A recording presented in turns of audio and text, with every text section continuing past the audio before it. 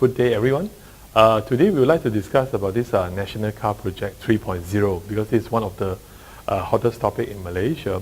Because according to our Prime Minister Mahathir, we would like to launch National Car Project 3.0, and this is a very interesting thing because we already have Proton and we already have Proton. Now we want to have a third national car that we call National Car Project 3.0. These are very interesting topics.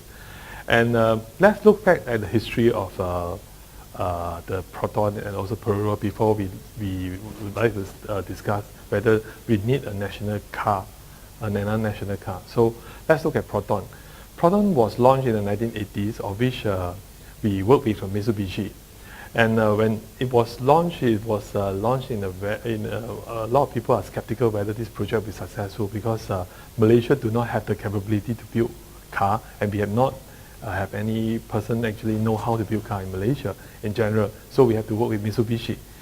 Before we have worked with Mitsubishi as well, we also know that last time Malaysia was very famous for doing car assembly. Companies like Tan Chong or Nissan, they were very famous for this. Let's say Datsun last time was being assembled in Malaysia. Of which when Proton worked with Mitsubishi, we would like to build our national car. But when we look at what happened to Proton after it was launched, government actually provided a heavy protection for Proton in the sense that we have high import tax charge on imported cars. Example, among the cars that actually charged with high tariff was like Mercedes, those luxurious cars were charged a tariff of about 300%. Of a car like Toyota sedan, for example, like Camry or this Altis, they would be charging a tariff of 140%. So you can see that the government has been setting high import tax to protect Proton.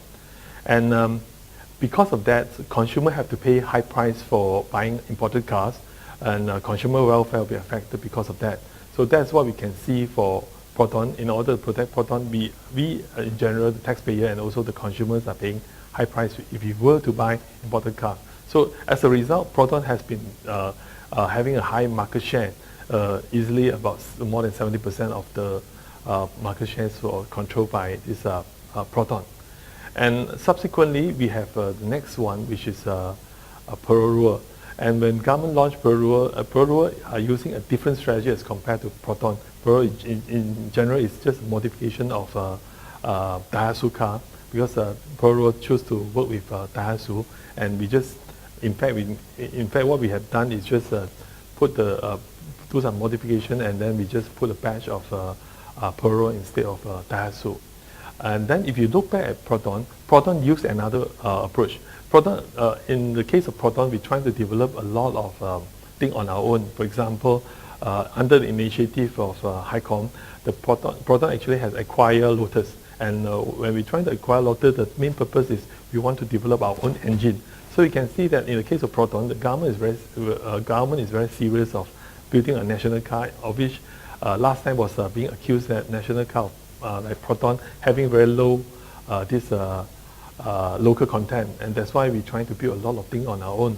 So that's what happened to Proton. And at the end, when we're trying to open up our car markets, in the case of AFTA, ASEAN Free Trade Area, we would like to open the car market. As a result, we can see that subsequently we have car like Toyota, Vios, and also Honda City coming to Malaysia.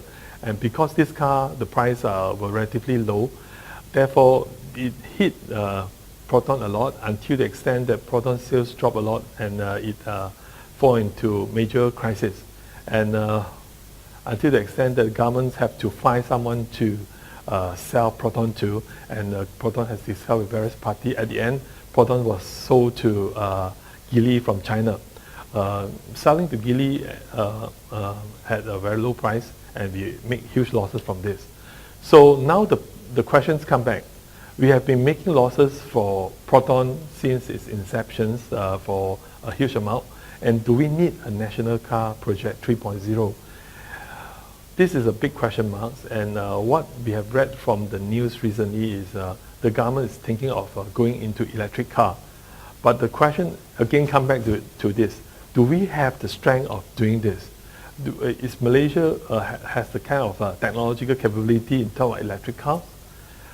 If we do not have, and we will still fall back to the model like Proton last time, have to work with the party that know about this. Example like Mitsubishi, we may have to work with Mitsubishi so that we can come up with something that that can handle, that can have the technology to come out with this electric car. So at the end of the day, if you look at what happened here, should we actually go for this if we do not have the capability? And if you do not have it, we work with the other party, and on the same side, we may also involve heavy investment because car project is not something that cheap. It will involve easily billions of dollars if we were to build a new power plant, new plant for this electric cars and so on.